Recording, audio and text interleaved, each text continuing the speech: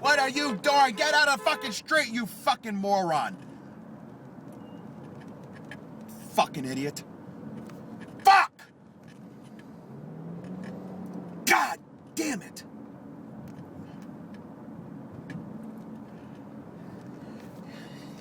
You know what's something? You know what else this city has done to me? I never used to curse like this. I never had a temper like this in New York. In New York City, I was there for 10 years. Never in a city where people tell you to your face how they feel about you. Talk about a journey. Boy, I really hit it on the nail when I said, when I named this film Journey to Sundance. Fucking kidding me? It's a fucking journey to hell.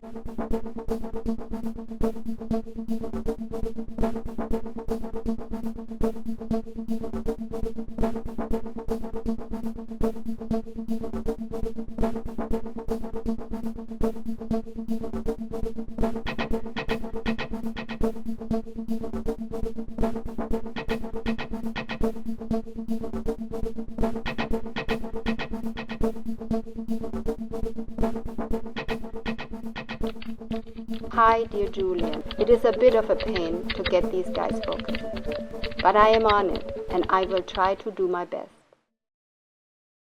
Hello, I'm Julian Starks, and I'd like to share with you a story.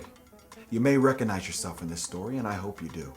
It's a story of the little guy versus the big guy. David and Goliath, if you will.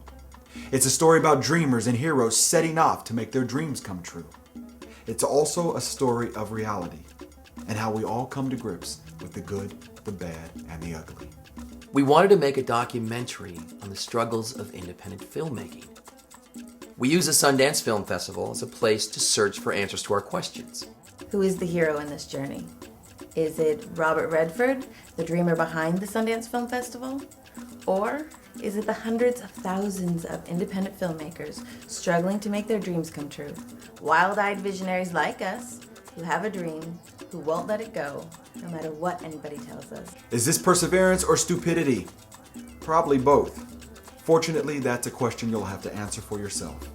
Our quest will try to answer the one true question in filmmaking. What is independent film? And when does it stop being independent and start being something else?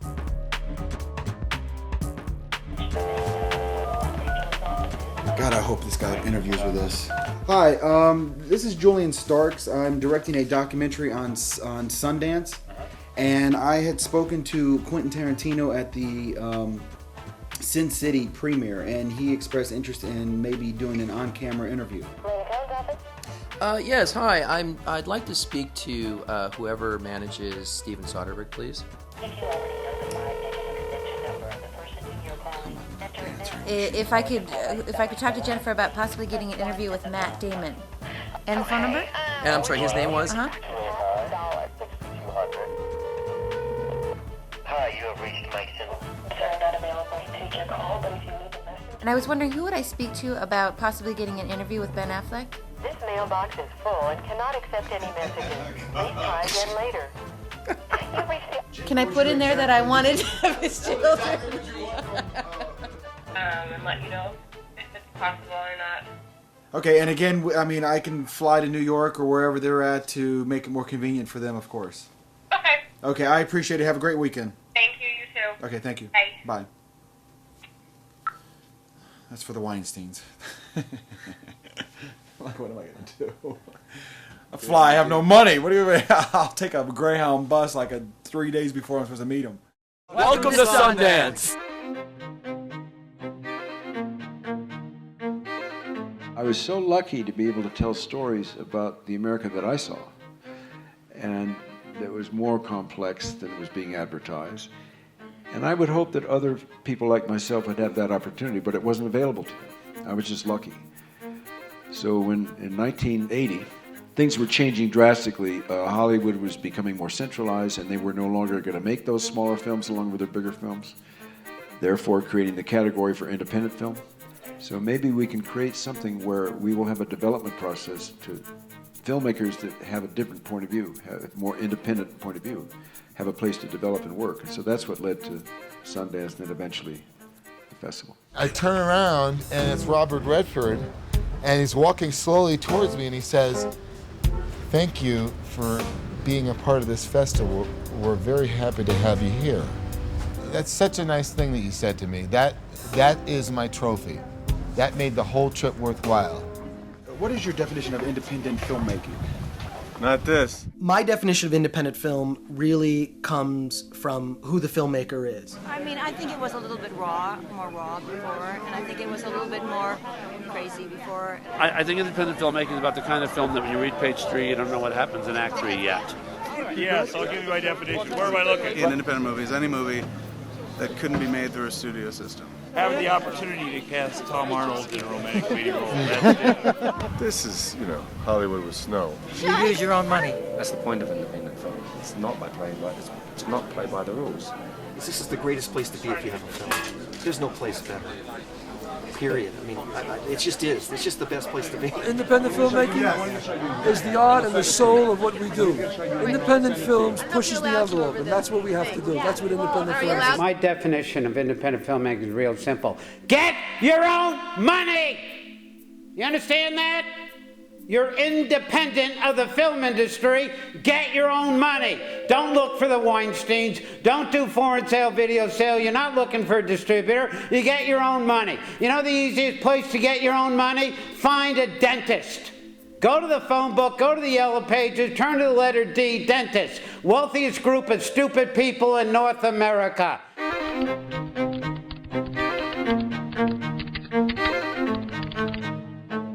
love the passion. I love the concept of like people, the merry pranksters rolling into Sundance. What I've heard is you've got these artists that are, getting to Sundance, running around interviewing people. That's the why are they doing That's that? the documentary. Of the documentary. Why are they doing that within the documentary? We're up there to film a documentary. Now, within Sundance, several things happen. People go see movies. Shop talk. Scripts get passed back and forth. Cards get dispersed back and forth. Business is done at Sundance. So we're showing that aspect of it too. As our second prong, so to speak, we are showing 5 struggling artists trying to get something to somebody who can make a difference in our lives. My point is, and now I'm thinking about shooting this, not from because I think that it could be interesting now hearing everybody.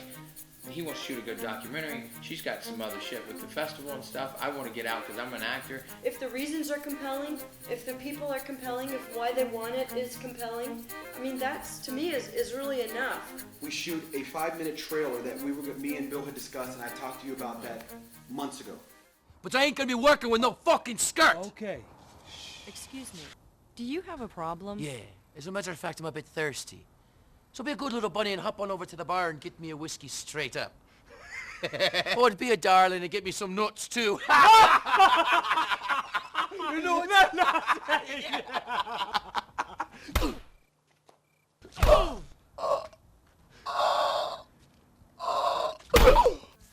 But if that 5-minute short that you want to put on a DVD and take up there with you has my ass on it, then it's worth it. There we go. Now we got Terrence. Yeah, that's so cool, man. Hey, what's up? All right. Here I am, L.A. It's been a long time. What's your name? My name is Terrence Carver. And where are you from? Unfortunately, New York. Fuck him. He's your father. Fuck him. Don't you think you're just overreacting just a little bit? You don't live with him. No, but I work for him and I like him. Don't you think you're just slightly overreacting just a little bit? You don't have to live with him. But I work for him, and I like him. Oh, that's funny. Man, come on. So who's Nick? Nick. What's up, man? Wet Willie time. Woo! Hey, I'm sorry, man. What's up, dude? Let's see. Me, John, Spence, Jennifer, Bill. The young kid, I should have told him both to come tonight. This young kid is something else. The Fizz. I cannot lie to you. Oh. We're going to have a lot of fun at his expense, and we should. October 6th, I packed up everything I owned and put it in my car and just headed out to California, and here I am. I'm not going to make it to Sundance. I started out thinking I was going to make it, but I'm not. I'm here because of Julian Starks. Met him a few years ago. doing a scene together in acting class. Since then, we worked together in a lot of stuff. He's put me in all his kind of student films, little independent films. He's directing my one-man show, but I'm not going to Sundance. I think you guys are really kind of overcomplicating things. You know, we are a group of friends, but yet we all have a passion of filmmaking and where we're going. We're trying to make a documentary. We're thinking about it. We're on the grounds of it. I agree a little bit. It's not quite focused enough right now, but I think that will not only develop in time, but as we continue to film, new themes will arise. We'll get a lot of great footage at Sundance. I want to go to Sundance to go to Sundance. Every year there will be those amazing discoveries that come out of Sundance. Just incredible films that couldn't have broken anywhere else. And they get all this incredible attention there. I just want to apologize.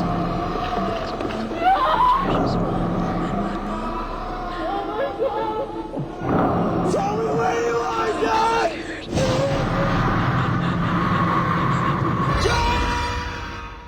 The whole witch legend, the mythology surrounding the entire thing was all fiction.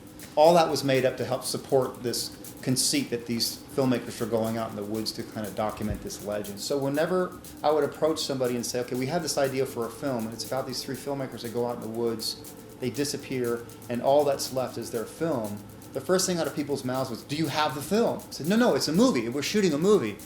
So the film's not real. No, it's all fake. Oh, okay. That's when it kind of clicked into us that, well, maybe we got something that's kind of cool here, because people keep thinking that it's real, and that gets them all excited about it. So on that level, we knew we had a hook. We knew we had something that people were very curious about, whether it ended up being good or not. It wasn't until really Sundance that we knew that this had potentially a nationwide appeal on a pretty big level. That first night at the Egyptian, when we were doing that first midnight screening, I'll never forget it. I mean, we walked up, it was a snowy night, and we see this line kind of going around the block, down the alleyway for our movie. We couldn't even get into our own movie, practically. I mean, we go up there, we're all filled up, say, well, yeah, we made the movie. We want to see everybody watching it. And they had to book the Eccles Theater because so many people were demanding to see the movie. So Eccles, I think, seats like 1,200 people or so. So they booked another screening at the Eccles. I'll never forget Ed and I looking at that box of 12 tapes, which consisted of our entire movie, and we were like, what's all the noise about? You know, this is our movie.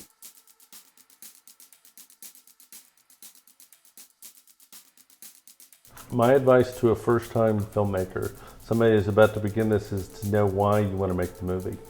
To understand why it is that you're choosing a movie as the way to make your statement to the world, because if it doesn't have to be a film, if it can be a play, if it can be a book, if it can be a poem, then there's a lot easier ways to get your vision out to the world than making a movie, because a movie's hard. If we have to get an RV, it's $95 a night, or a daily rate, which is pretty cheap if we go for a week.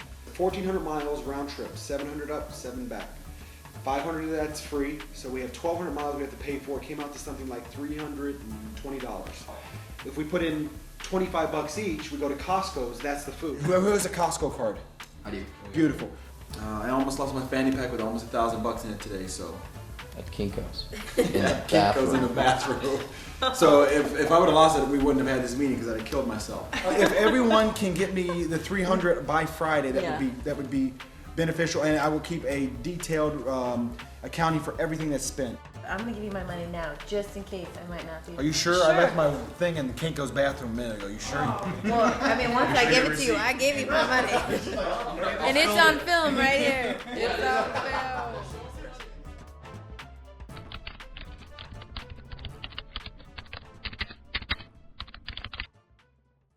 Well, I guess you're wondering what the hell I'm doing. Well, this is the third night of me sleeping in my car.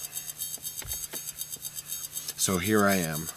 I haven't been able to find an apartment because I'm trying to save the little money that I do have for Sundance. But here's the good thing about independent film, which I would share with the filmmakers here. One of the things I love about independent film is that if you're going to work independently, that means you're going to be working outside the studio system, which is very conventional in its thinking.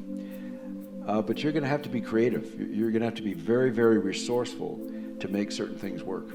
I just said, I will now take over and start financing my own pictures, because then they cannot touch me. They cannot come in and recut it afterwards. They can't make notes on the script. They can't do anything. Don't let anybody tell you that you can't do it. Don't let anybody tell you that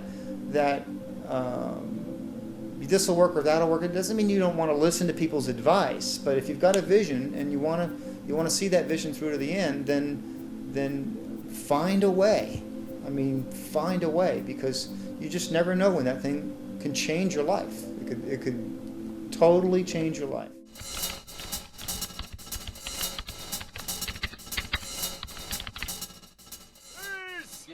We're on the road. Hey. Costco run, the man. Dude, I stayed $295. You said $300 budget, $295.69.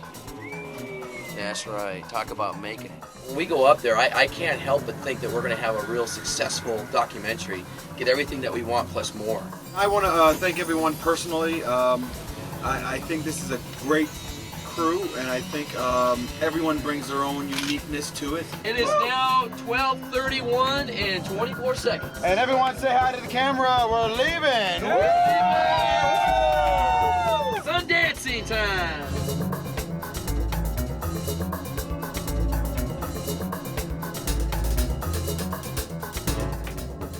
This is my baby. This is my goal is to make this thing the best documentary it possibly can be. Park City, USA. Hollywood filmmakers, welcome to Sundance. Hi, my name is Bill Jacobson. I'm with Hollywood Filmmakers, and we're doing a documentary on Sundance, and basically it's the evolution of Sundance and what it takes to get there. And I'd like to ask you a few questions. Would that be okay? Great. Julian, a lot of people do bring movies to Sundance, but you're actually doing a movie about Sundance. Yes, I am. It's called Sundancing, and it was thought of about 3 years ago in 2004. I just got out of film school. I have a script that's like $5 million. That's not going to get done soon, so what can I do to keep fresh as a director? And I started a production company called Hollywood Filmmakers, and one of my producers said, well, why don't we do a documentary on Sundance, because that is the mecca of film festivals in America. Sundance did not start as a film festival, really started as the Sundance Institute. 5 or 6 years into our lab, it suddenly occurred to me that we were helping some of these new voices come and develop, but then they would get their movies made, but then there was no place to go. Robert Redford had gotten a whole group of his friends together, basically to figure out how to help support regional movies. They weren't even called independent films back then, they were called regional films. The mainstream wasn't allowing any space for them, so that led to the idea of a festival. Redford and a group of guys decided we should sort of really try to find a way to highlight American independent cinema.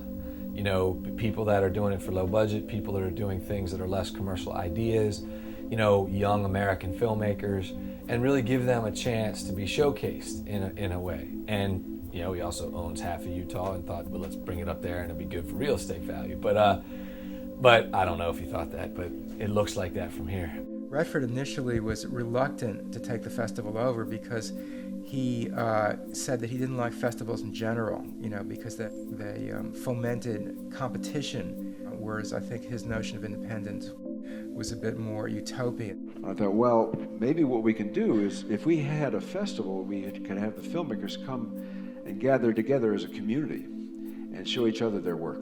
1985 was the first year that the Institute took over the U.S. Film Festival, and there was nobody there. I mean, it was mostly filmmakers. There were no agents, there were no producers, there were no Hollywood executives, and there was no press. It was a real hit and miss thing. We would borrow chairs from churches and film screens from the schools and set up in people's garages and set up 30 or 40 chairs and show film. I didn't have the facilities over at Sundance at that time. That's 40 miles away from here, so I didn't have that theater at that time.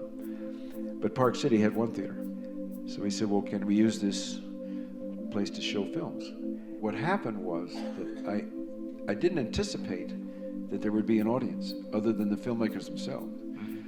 So what happened when an audience started to come out of this thing, I thought, what's going on? Then I realized, oh, I see. We're getting audiences here from different places, Los Angeles and other places, because they know they've got a wider menu than they've got in the marketplace. So they have a choice. The premise of the festival as a showcase for independent films and filmmakers and a place to discover new talent was turned upside down. So Robert Redford got together a bunch of buddies, other filmmakers and screenwriters and whatnot, and Roger Ebert happened to be at this meeting in 1980. And Ebert said something very profound back then. He said, you know, we need to promote these independent films and make them cool, like art films were when we were in school. There usually are doubters when you try to do something new or different, which I thought was great, but a lot of people probably would question that. Say, business! It's not an art form. It's called show business. It's not called show art. But the big controversy is this corporate now, or is it independent? Is it somewhere in between? And that's what this film is going to try to answer.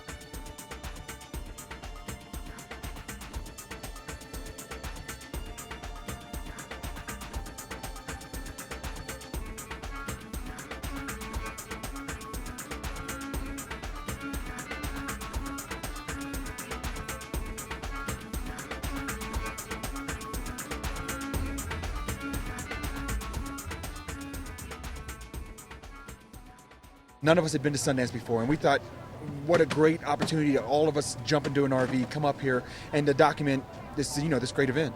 Just go and do your thing. Just film whatever they're going to do. Be fun. Today is just right off the cuff. Whatever happens, happens. You see people, just start talking to them. Sundance documentary first. Yeah, we did it. We got something. This is the beginning. I really think that independent film is a two-pronged monster. You know, it comes from the vision of a director who has a voice, while simultaneously you've got studio independence, then you've got true independence. Every festival has to make that question. They have to. You want to have a market. You want to have where your films will have names and get recognition and get the press there and have people come. But at the same time, you don't want to lose touch with why you're a festival in the first place, and that's a sense of discovery. We're in Sundance now, you know? It's like the only place where I think independent filmmakers, young filmmakers, actually be they young or old, independent filmmakers, people who make what people would consider smaller films, where they get a chance to, you know, have their film seen. My very first film came here, and that's how I started my career. I think Sundance is the perfect place for this film. What do you think? I've never thought I'd ever be at Sundance. Well, I mean, where else is there? I'm thrilled. I'm beyond thrilled. To have a film premiering and to have it sit for the first time with an audience, hopefully they enjoy it. Everyone's just excited to be here, be it show their movie or hand you a flyer to come see my movie. Yeah, it's just a beautiful place. You know, I mean, the mountains and skiing. I love snowboarding. For us, it's very important because this is the main, only real festival for this kind of movie in America. This film personally, professionally, for yourself? Well, I feel he loves it. It's kind of Javier part, yeah? Yes, I mean, First of all, I love myself.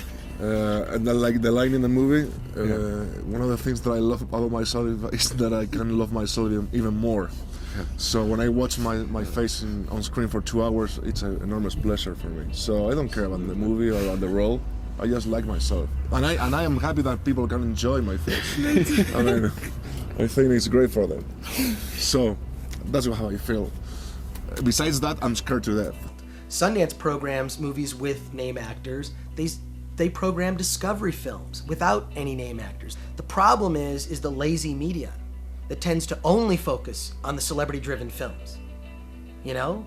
And when I talk to my friends after having returned from Sundance, the first question I get is not, hey, what great new films did you see or discoveries did you check out? It's, hey, what was Paris Hilton doing there?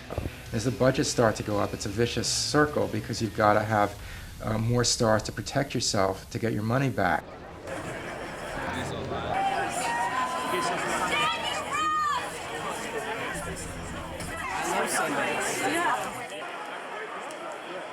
I'm doing a monologue today about Bob, who made me love my vagina, and I hope Redford is going to be here. You know, the Julia Roberts and the Sean Penns and all those guys, they're brilliant actors. There's a reason why everybody wants them. I would much rather have a very talented, motivated, no-name actor without any baggage in front of the camera than a name actor that brings with him or her a very high salary and a lot of pain in the butt.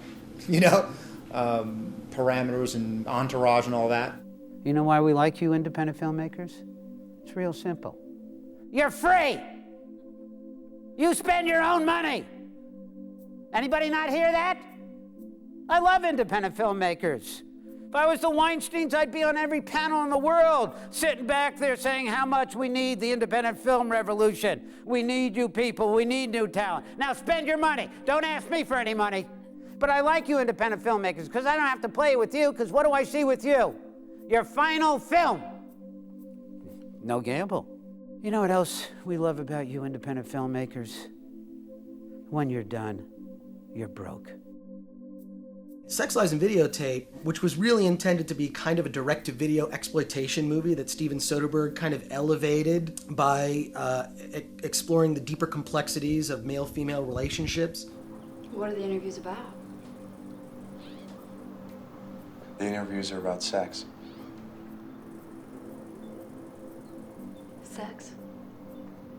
That, to me, 1989 is the year that independent film exploded, and Sundance had a lot to do with that. Well, 1991, Reservoir Dogs and Quentin Tarantino went to the lab, and that was a huge change for the better.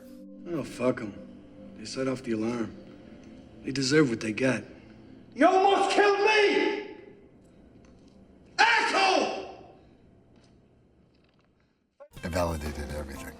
And it was a personal validation.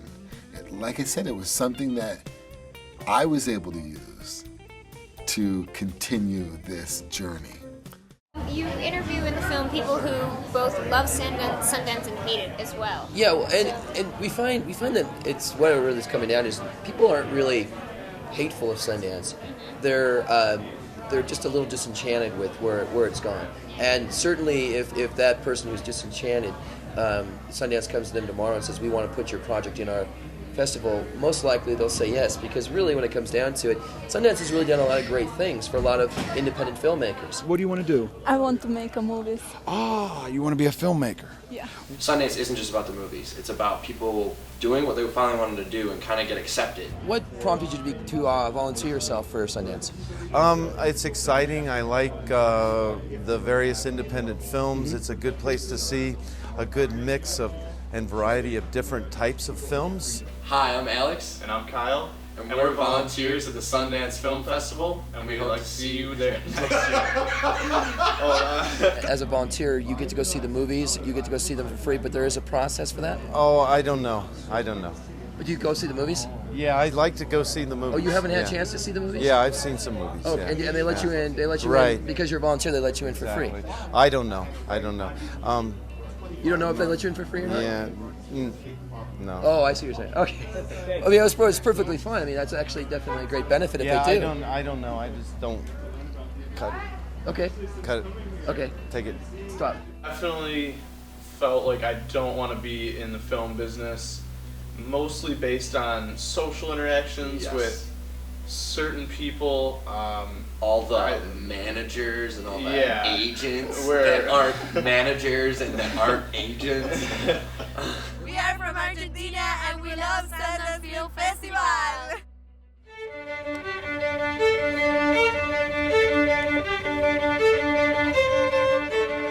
at Sundance, everyone brings up flyers and posters, and they put them up everywhere, all up and down Main Street. Well, back in '97 and a couple of years back, they used to just put them on every wall possible, meaning store owners, their windows would be covered with posters in the morning, or the post office, the wall of the U.S. Post Office would be covered with posters and stuff, until after a while it became so bad that the police and the town had to get involved and go after these filmmakers and put like a law on the books or an ordinance saying you cannot flyer public buildings or private businesses. You have to ask the owner, you have to get permission. Most of the year, Park City is a quiet mountain community.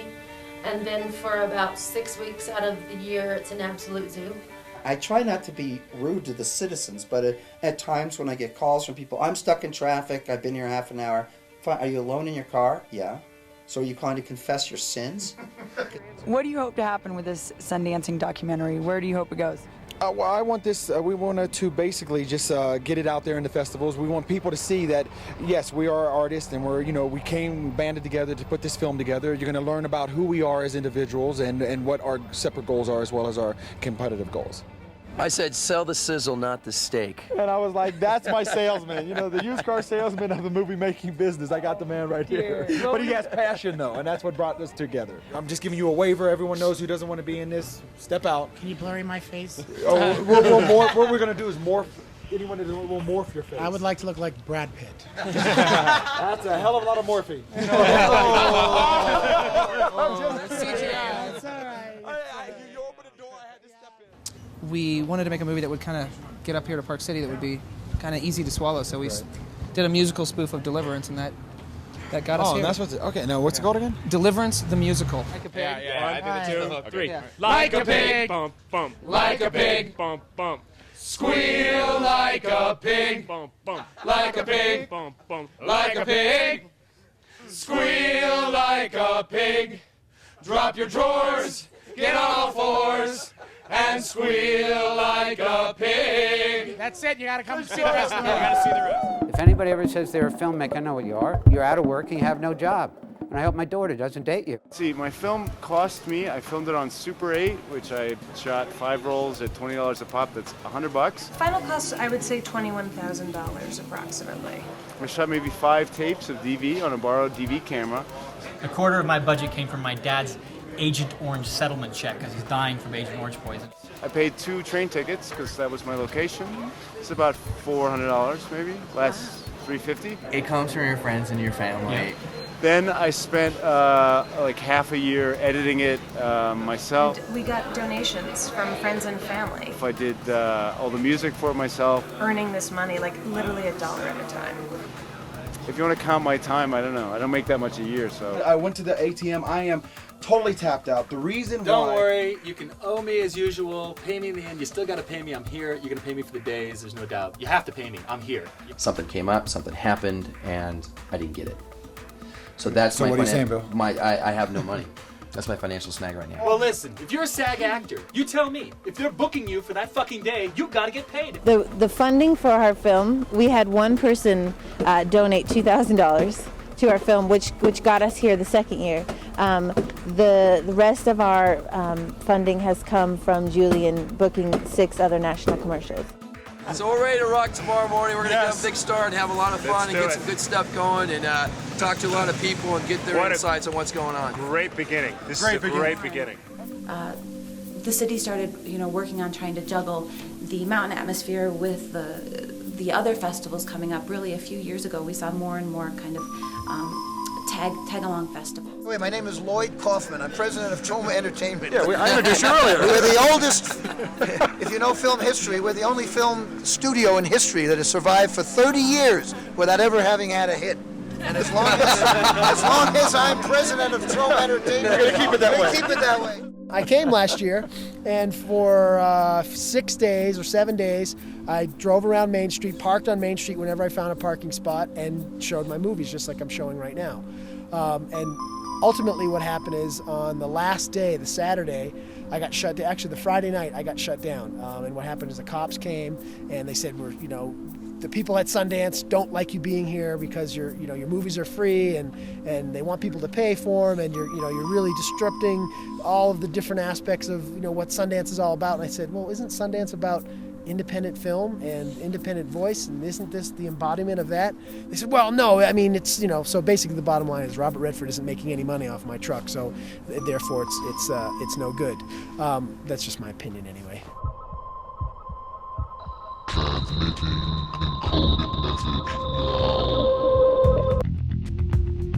Got a great attitude, Bob. Real credit to the force you are.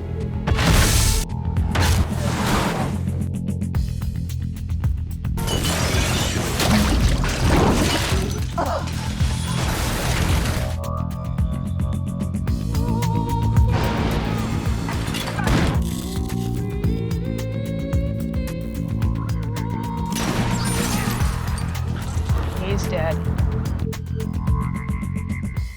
The independent business used to be a gentleman's business. You know, it was not that competitive. There were relationships between employees of different competing companies. It was a very collegial atmosphere.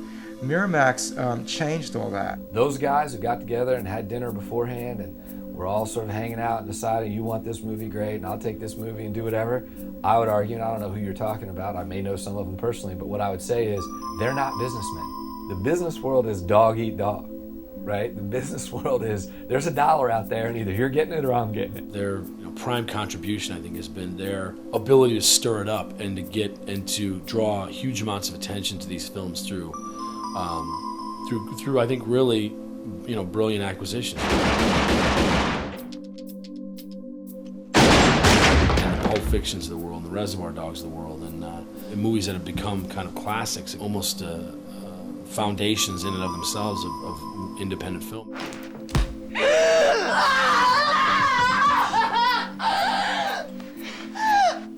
Bob and Harvey proved to everybody it was a business.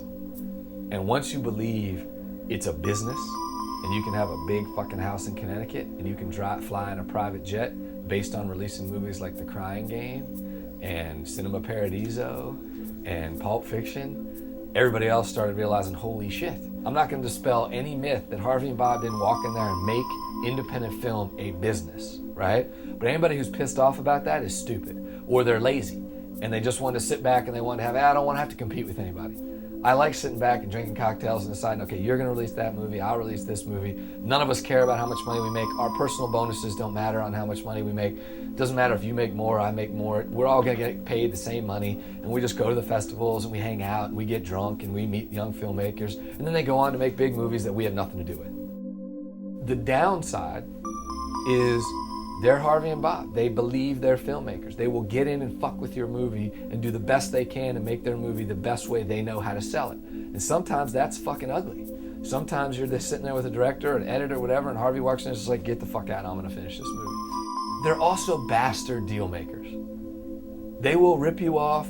They have fucked up accounting. Me, Matt, and Ben have never seen a nickel from Good Will Hunting. That's how they get some of their reputation. And they are bastards. I mean, they will do shit like tell you as a filmmaker, I'm gonna buy your movie. And then you don't sell it to the 3 other dudes who call you up because you say, I wanna be with Harvey, right? Yeah. And then mysteriously a week later, he's bought 2 other movies and decides he doesn't wanna buy your movie, but doesn't really tell you, and you think you're negotiating and you're waiting because you want Harvey, and it doesn't happen, but then the other guys are like, fuck you, you told me no, and they also just bought another movie instead of yours, and now you're fucked. It's the Pacino thing in Scarface, You ain't said you never seen a bad guy like this. You need me.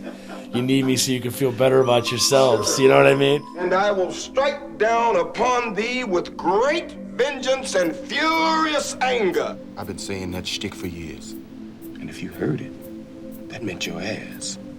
Well, diversity comes out of the word independence. I mean, basically that's the principal word that we operate from. It's a word that I've operated from personally for most of my life, the value of the word independent. And so therefore diversity comes out of that. Years and years of there not being, more than 1 or 2 black films in Sundance. I think those days are over. hopefully, you know, the quality of these films is of a level that we can make more. I'm looking for the day when we stop looking at everything as a black film all the way. That's really what I'm looking for. It's time. I'm a theater actor, brother. We don't get invited to shit like this. I think in a certain way, in a certain way, we all have been doing that for years. You know, we all act. You know, no one is themselves, you know, 100% every day, all day. So we all do a little acting, you know? I'm glad I'm getting paid for it. Well, what's difficult, you're watching like, they have like behind the scenes of some hot new film, and you see like they interview the white guy, the cool white actor, and he's talking about the work, and you know, and then they interview the next cool white actor, the young hot star, who the work, and then they come to the black guy, and they got Boo Boo the Fool, you know, DJ Tuffy D or whatever, Exactly, and he's talking about, yo, you know, we're gonna bring it, son, and you just go, oh, come on, we're better than that. Exactly. I have my own film company now, Bloodline Films, you know what I'm saying?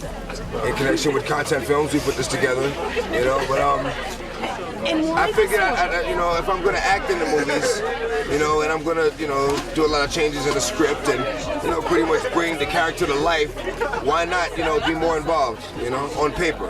For me, I found I have to compete against not only wonderful actors, but then I got to compete against every rapper around. So, you know what I'm gonna do? I've started a rap group. I have. NWD, my brother, niggas with degrees. And we gonna rap. We gotta rap avant-garde, kicky guard. Don't do that. What's your best advice heading out here with the interview to the new filmmakers who maybe just caught you on a Hertz rental car, or maybe they're in an RV that they just came out of film school too and had the same idea and they're listening right now? What's your best advice after 3 years of perseverance to them? When I first started in this business, I trained with an old teacher named Sandy Meisner, back from the 30s. He was 86 years old, and he said these 4 or 5 words to us: practice, patience, intensity, effort equals greatness.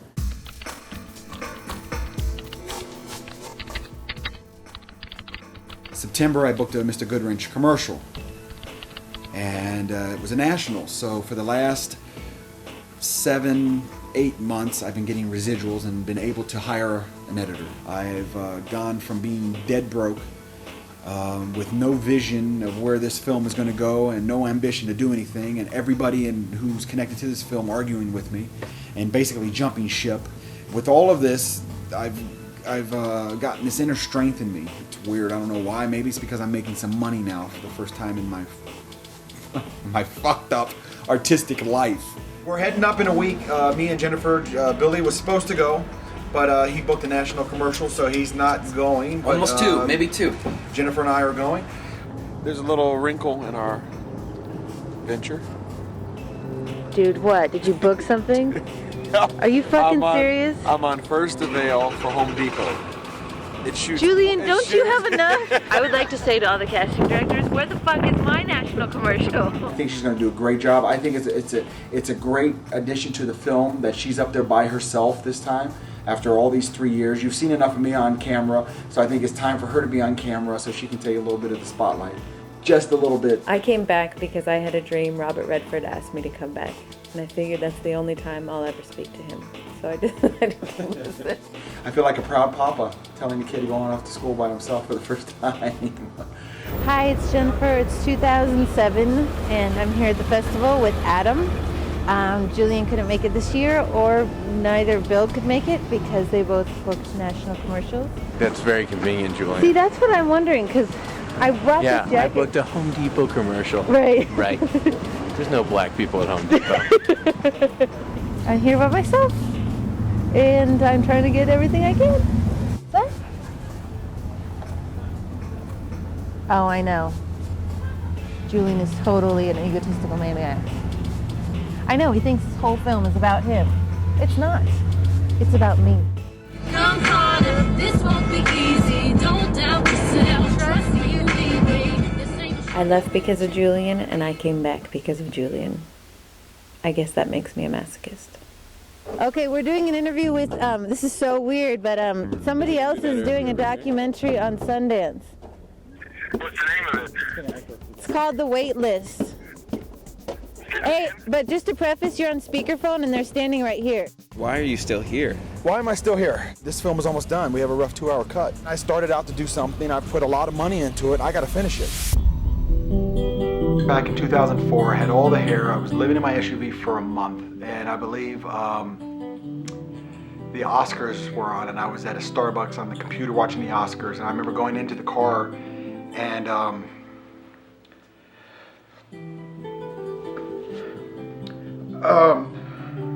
just very depressing watching all these filmmakers and actors accept their rewards and dedicate it to their mother, and their mother sitting in the audience. And you know, every year that's what I've told my mom, you know, just one more year, Mom. You know, no one knew I was living in my SUV. My mom called me and she was like, you know, she's in Cincinnati and I'm trying to make it bright. And she's like, well, you know, I wish you'd hurry up because, you know, I'm struggling here. Anyway, I keep my focus. I gotta get out there, get this film cut, get my ass out of this fucking car. And then I believe it was a year later she passed away. So I guess when Jen and Bill, and they're like, why are you so manic about this? It's because of that.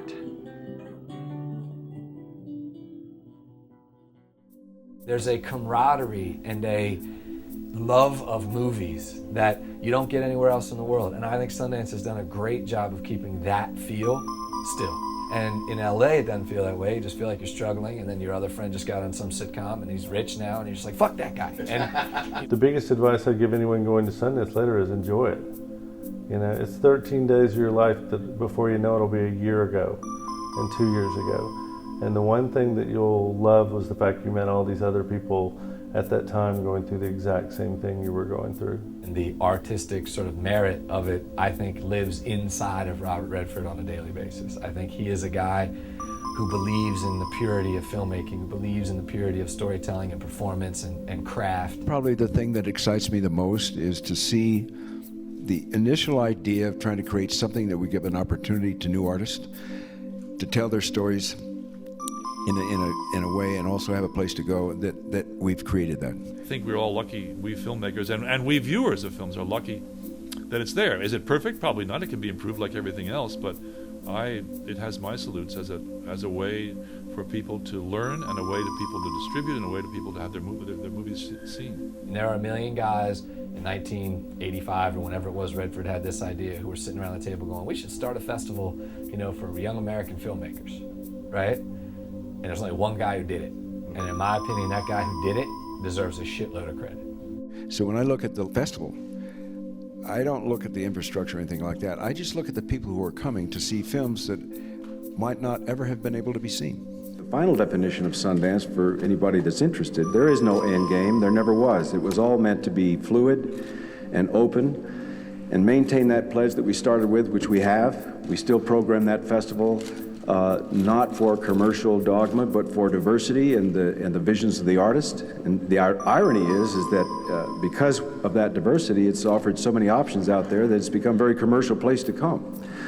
It's kind of weird, you know. But it's a happy irony.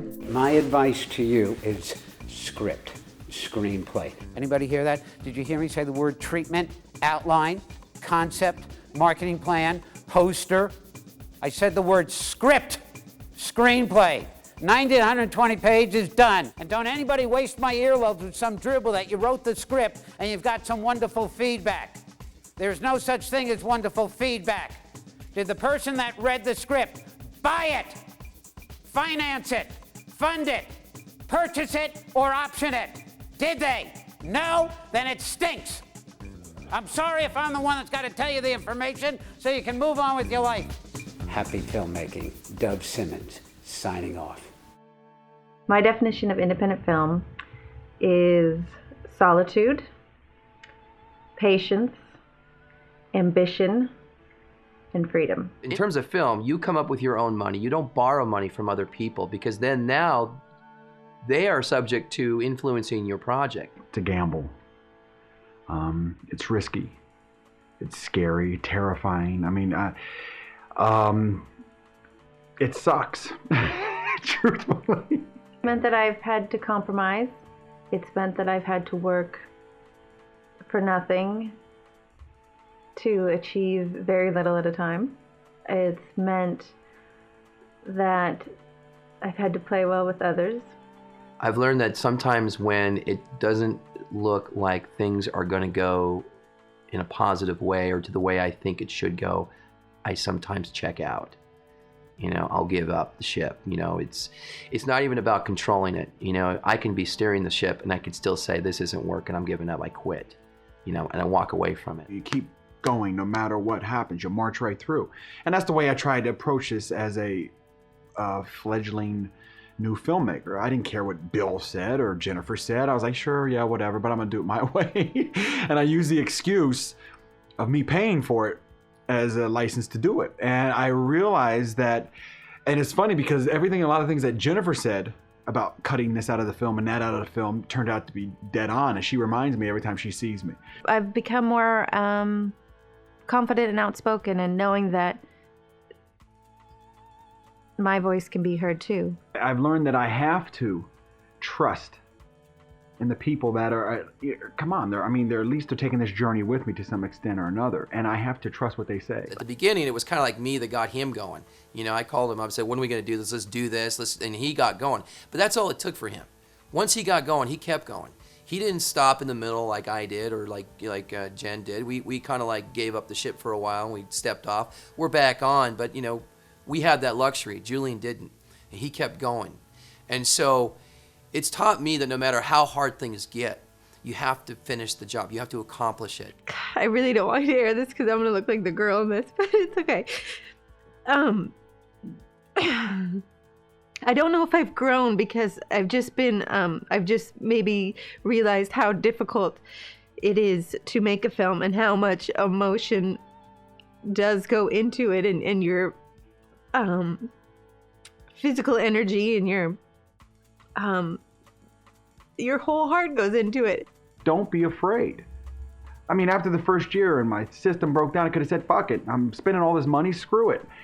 But you know what? It's like you can't be afraid. If you have a vision, if you have a dream, a passion, then take it to the very end, until the very end, and there's nowhere else to go.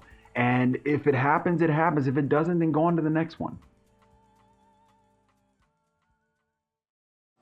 It's January 10th.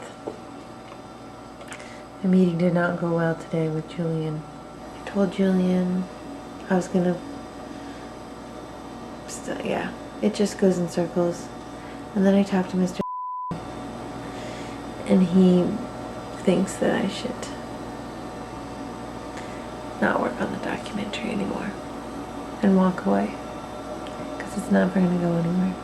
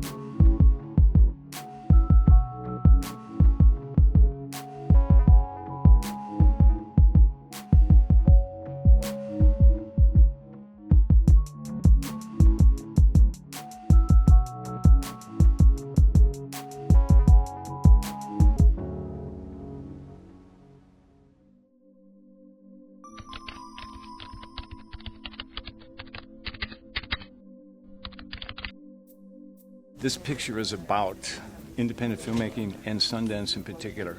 Sundance has to be the core of this thing. For me, it's like 80% of that personal stuff should be gone. I love the whole theme of it. The pace was great, really funny. It's quite an experience they went through. It's really fun. It was to show you an experience and these different people's struggles, to kind of give a contrast between these different types of filmmaking that really leaves an impression. I'm the guy at the beginning that basically tells Julian, like, this is the worst idea ever and there's no way I'm going. I didn't have the faith in the project that you kind of just had in your core, but I thought you couldn't articulate. Right. And I still think that in the editing process, what the fuck is this movie about? Right, right. And it's still that for you guys.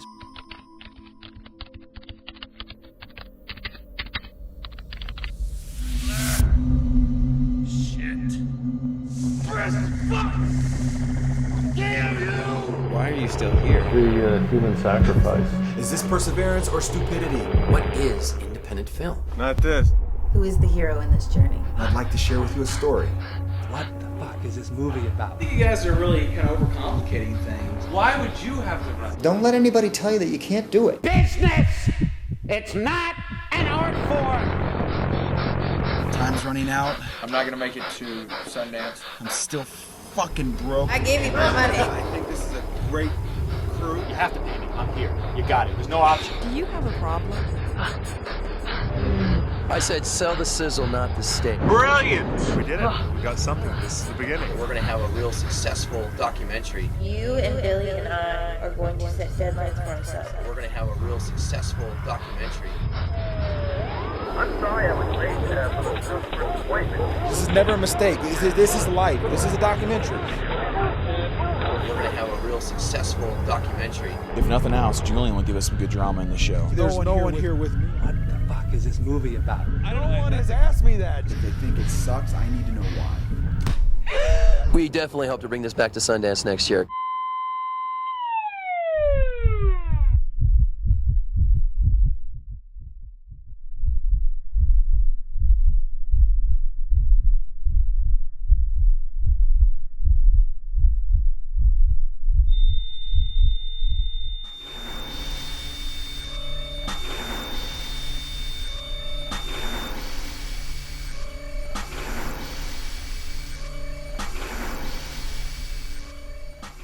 Because a lot of people aren't aware that from the time we first started this, the increase in applications has gone to 12,000. And that's a monster to deal with, because what's your criteria going to look like for how you choose the very few that can come in? So that's a lot of pressure. Now we're in the next stage. It's not about, oh, we got to wait till next year and get footage from Sundance. That's done. We are now at a point where we have to strategize about the festival circuit, which is a whole different animal. It's a matter of where we put our film, where distributors are going to come and see it, where press is going to be there, where we can get what they call buzz, heat on our film. We have some decisions to make, and we will make that decision. Hopefully it'll be the right one. If not, we'll learn from it. Hello, Julian.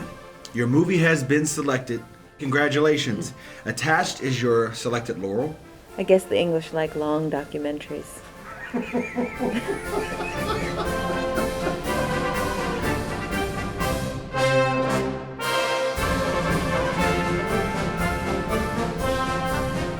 This is Julian Starks from Swansea, Wales. Flew all the way out of here for the Swansea Film Festival.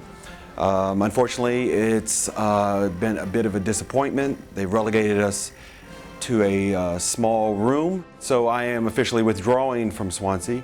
There you go. You've seen this 5-year journey, and it's come down to flying all the way out to England. A little bit more of disappointment, but that's okay. You've seen me and you've seen how I am. I will come back and we will get into a festival and give you the real deal.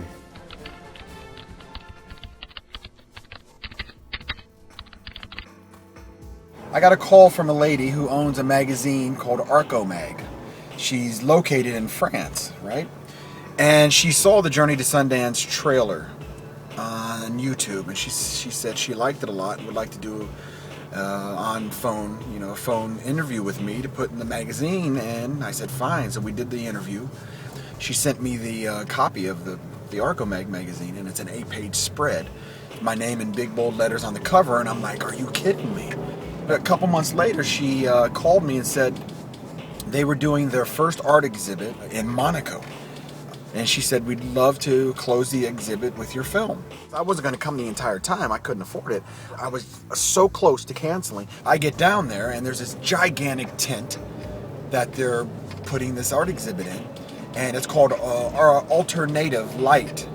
The art exhibit was dedicated to Robert Redford's never-before-seen pencil sketches that he did in college in 1957. I wanted to be a painter, and I wanted to be out of a classroom, and I wanted to have my education be in the world, experiencing Europe. Worked in an oil field to earn the money to last me for a year. Went to Europe, France, Italy, Spain. And to me, that's where my education really began, because I would go and I would draw. I would go to bars, youth hostels and things like that, and I would sketch whatever was around me. And it gave me great pleasure. So I wasn't prepared for the turn my life would take later, because I thought that was going to be my path, but I also knew it was going to be a hard one, and that it was going to probably be a real struggle. But that was my passion. So I go over and I see this lady and a guy putting up these pencil sketches, and they're gorgeous. And I said, excuse me, I said, where did you find these sketches? I said, do you work for Mr. Redford? How did you get a hold of these sketches? They're awesome. And she just looks at me and smiles, and with a nice little German accent, she says, he's my husband. I'm like, what? I said, are you kidding? She's like, no. And then her assistant turns out to be her friend. Gregory said, no, they're married and I'm their assistant. I said, really?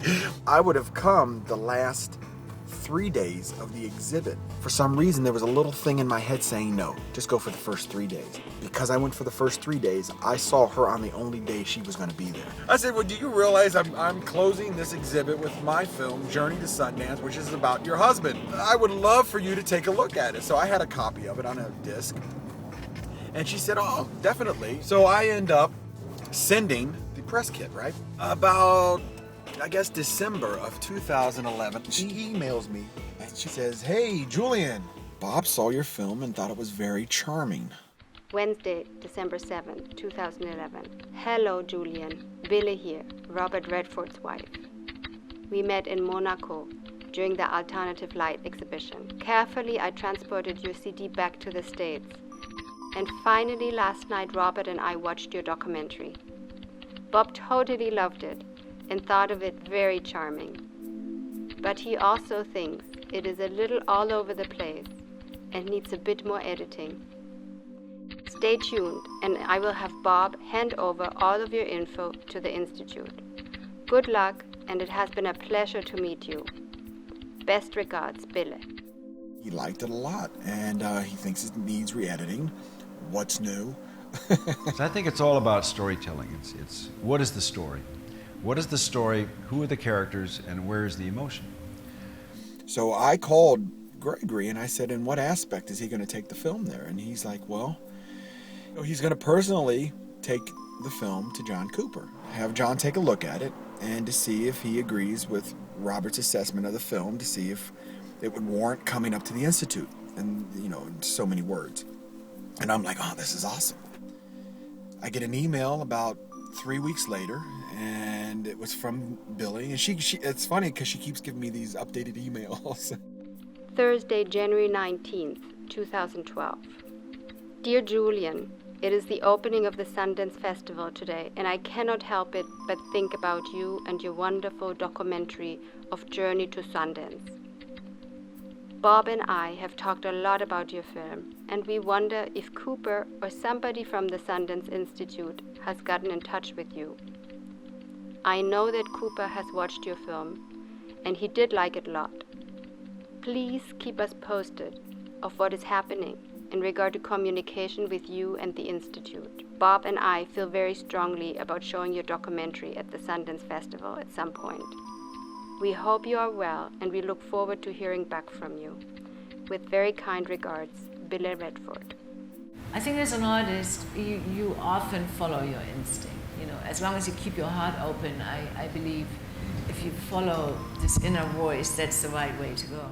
She's my angel on my shoulder right now. Hello, dear Julian. Finally, I got some response from Cooper and Bob. Good luck, and I will keep all of my fingers crossed. Go for it. Best, Billy. An hour and 40-minute meeting with John Cooper. It was stunning. So he said the only way that they might be able to do anything with it is try to get Redford to endorse the film somehow. And then John just came with a great idea. He said, well, how about if we try to get Robert to interview you at the end of this long journey of making this film about the Sundance Film Festival? And I'm like, yes! I'm about to just explode with enthusiasm. My job's more about being responsive to what our artists are making. So that's what we do at the festival. He told me that he's going to talk to Robert, and he says you and Robert have to sit down and meet because Robert really wants to help me in some fashion, which is just unbelievable. Dear Julian, I cannot tell you how happy I am that this meeting with John and you took place, and how great that you found a connection. I will keep my German pushy gear on, and I promise I will stay on it. Bille. We left the meeting where John told me to email him in about a month, and he should have some sort of answer. And I said, fine. So a month later, I email him nothing. 2 months later, I emailed his assistant and left a message on the answering service, nothing.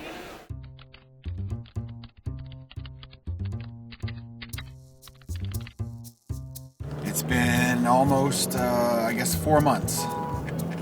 And I haven't heard one frickin' word from this guy. I left him 2 messages.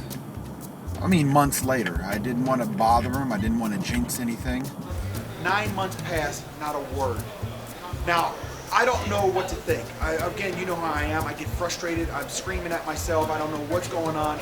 I think us just staying with that notion, a simple one, of new voices has been, our trademark. That's why we have so many world premieres. That's why we have so many young filmmakers. Because I was just frustrated. I don't know what's going on. So anyway, Terrence and I decided to come to Sundance 2013 just to update the film, plus give the additional information about meeting Redford's wife. And so today we're at the Marriott Hotel, the headquarters for the Sundance Festival, and lo and behold, John Cooper comes strolling in, and I said, John, what's up? And he's just surprised. He's like, what's going on, Julian? I said, well, not much. It's been about 9 months, and I haven't heard anything. And so he said, it's up to Bob, and he's going to see if he can get some kind of answer one way or the other. And he wants me to email him after the festival. So there you go. 9 years into this, fate turns it around. We have a 9-year documentary that is just a journey of all journeys. And so one way or the other, this film will be done.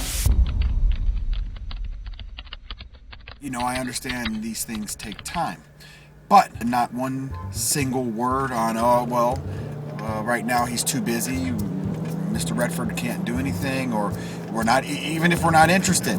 For this guy not to even have the courtesy to be a professional, to call or to even be more of a coward and email me and say we're not interested, thanks anyway. What are you doing? Get out of the fucking street, you fucking moron! Fucking idiot. Fuck! God damn it! Talk about a journey. Boy, I really hit it on the nail when I said, when I named this film Journey to Sundance. Fucking kidding me? It's a fucking journey to hell. We're going to stand behind our artists because they're the ones who do this, and just follow them and support them. Maybe they're going to need more support, and we're going to be there for that. So really, I don't give a shit now. I really don't. I put everything out on the table, and Redford's wife, this sweet thing that she is, I mean, just basically went on a personal campaign to get me seen in front of her husband. Billy, Redford's wife, sent me an email to go to the Albuquerque Film and Media Experience where her and her husband Bob were going to attend, and she invited me to come. So I did. And then you see this beautiful Billy, Redford's wife, who just out of the grace of her beautiful heart decides to take me on and says, you know what, I'm going to get you in my husband's film festival. I think you're the most talented filmmaker. When she invited me to come see him at this whole screening in front of 300 people, he was on stage with this guy. I had seats on the second row. I was like, wow, this is pretty cool. And I'm talking to this, it's Albuquerque, it was all white people, rich white people, and I'm the only black man there. And the guy sitting next to me was just filthy rich. He's like, who do you know? He's like, what am I doing here? And I was about to tell him, and all of a sudden I hear in this German voice, Julian! And I turn around, she's with her entourage, hugs me, kisses me, and she's just, this is the most talented filmmaker. I mean, this is the most beautiful human being on earth. And I'm like, this is it.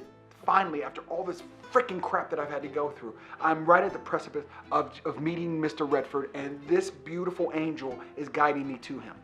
And so she walks through the crowd, she taps him on his shoulder, and she's like, Bob dear, here's Julian. And he just turns around and he looks up at me. He's like, Julian!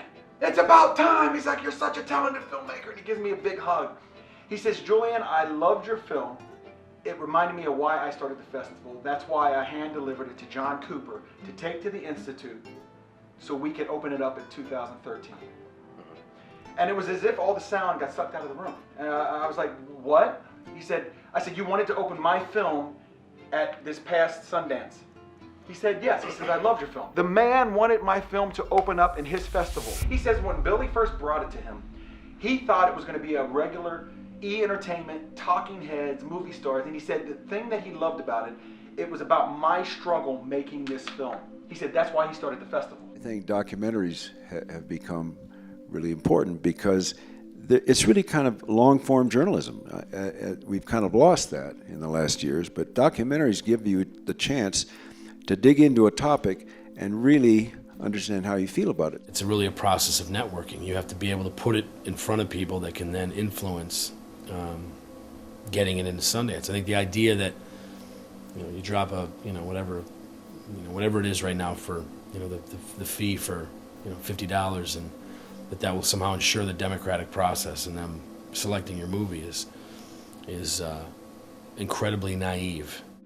And so all I could say, I said, Bob, if you wanted this film in your festival, why didn't that happen? And he said, John dropped the ball. All I kept thinking is that John just fucked my career. He could see I was getting upset, and he said, okay, just calm down. I said, but you have to understand, I've already done filming of Meeting Your Wife, and I've already done filming on Meeting John Cooper, and I've said some not pleasant things about Cooper on film. And then he got really serious. He says, what do you mean? I said, you gave him my film with a directive, and he ignored you. And I said, that's on film, and that's in my film. He said, look, you do what you need to do. Just let me see it first. Maybe Robert Redford doesn't have as much clout as you think he does with this industry anymore. Your luck was that you got to meet his wife, you got to meet him, you may go to the Institute to re-edit this. You have a world of opportunities if you do this correctly. Do you know how many fucking filmmakers would love to have this opportunity and you're fucking pissing it away with all this fucking money that you're throwing away and all this shit just to take down one fucking person? I'm not gonna sugarcoat it so he looks good or looks bad. That's what happened. This is what Redford said. The man wanted my film to open up in his festival. This man said no. He didn't even say no. He did. And then when I told him I talked to Redford,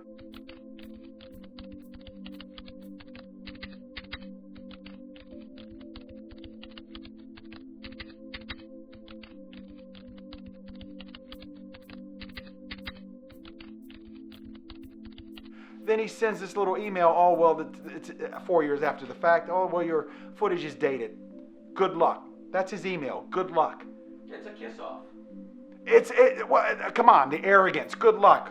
Sorry I couldn't help you 4 years ago when your stuff wasn't dated. You can go to any film festival in the world if you do this correctly. There's one thing, though. What? This is we started this because of the independent filmmaker. Right. If I stop it at, like you said, that would have been perfect. I could say, oh, well, let me forget about why that film wasn't put in there, and I'm the luckiest guy because I met Redford and this and that, and I'm still freaking broke, and my film has gone nowhere, and let's not report that. That's important for a filmmaker because they see it from A to Z, the whole array of what goes on from the very beginning to the very end. And it's not pretty, as this shows you. It is not pretty. Some movies get sold at Sundance and never even get a theatrical release. You could be one of the best in it at your craft and still never earn a dime.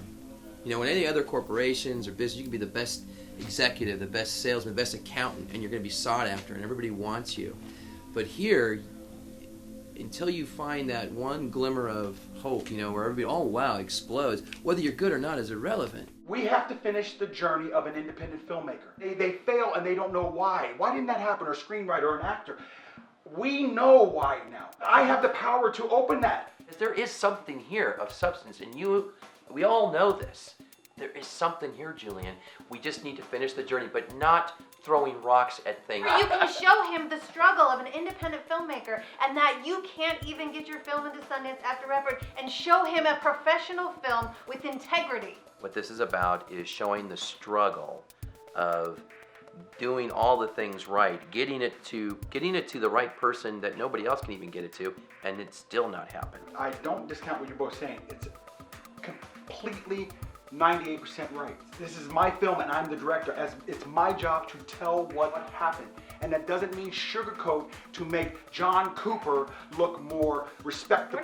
We're not telling you to do that. I am documenting exactly what happened. I didn't add one damn thing. The issue that we have with you most of the time is you really don't listen when we're trying to have your best interests at heart.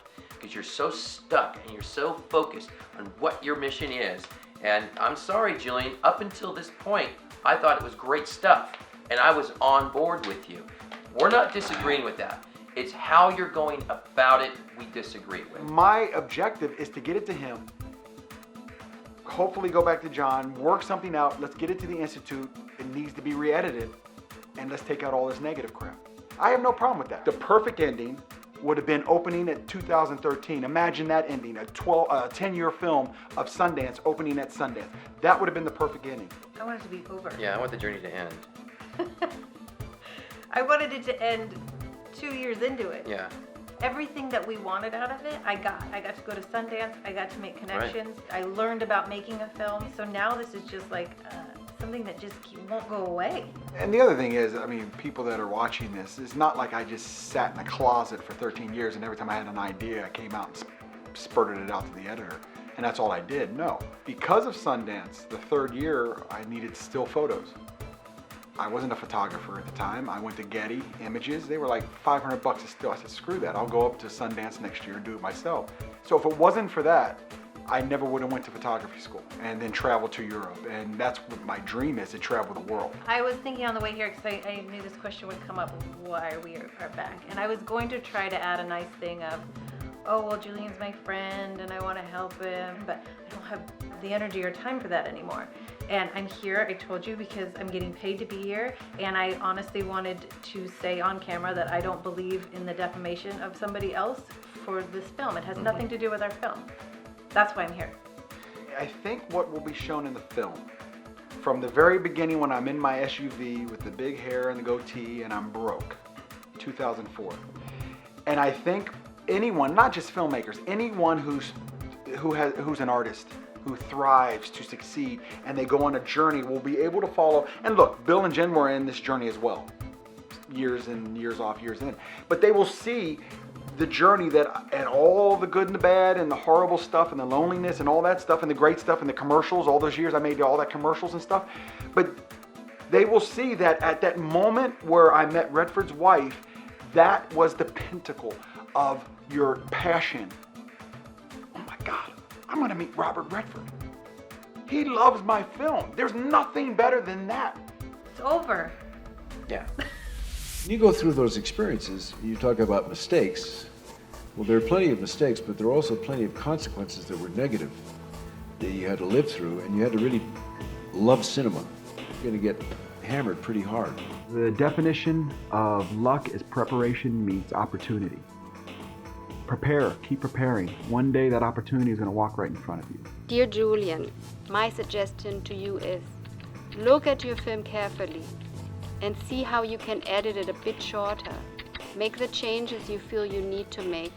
And then if I were you, I would submit it again to as many festivals as possible.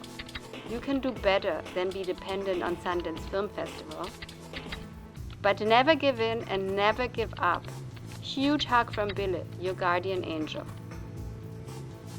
So, I'll go move to Europe like I wanted to for a year and just travel with my camera and take photos. Marry a beautiful Swede and I'm off to the races. I'll learn how to speak Swedish and make Swedish movies. One last thing before I tuck in for the night. My impression of people from Park City is just unbelievable. The most nice, most genuine people I've ever met, and I didn't realize that or feel that the last 2 years, but they've just gone out of their way to help me and Adam. So just giving my hat off to these people out here. They're very nice. Anyway, I'm tired, I'm grumpy, and I want to go to bed. So good night, take care, live long, prosper, and peace.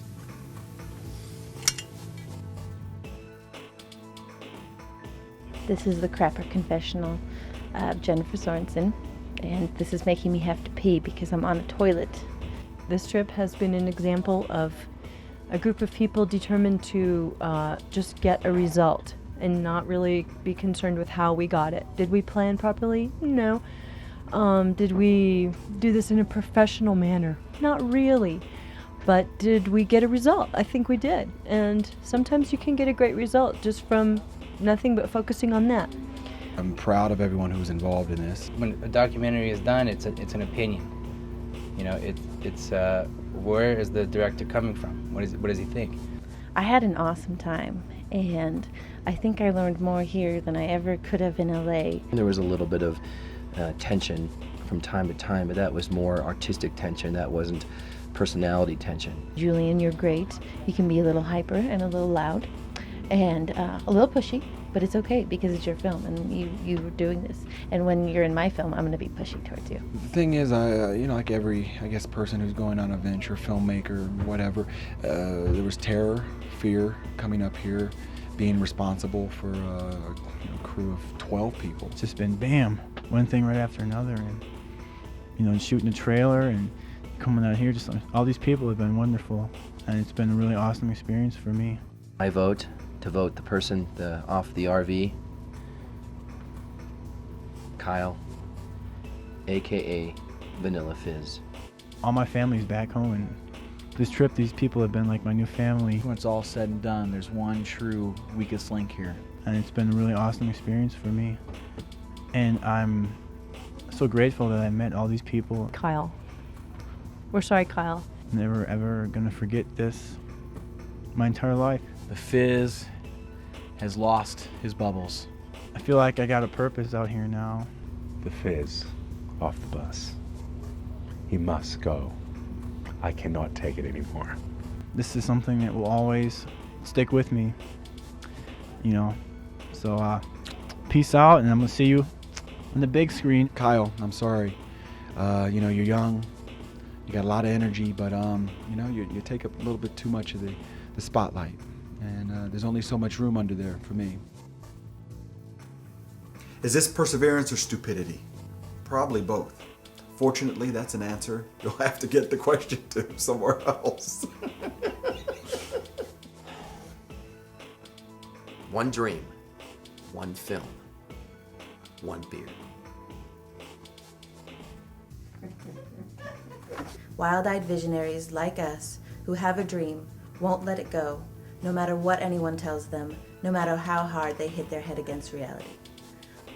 I had a Barbara Walters moment. How hard I hit the head against reality.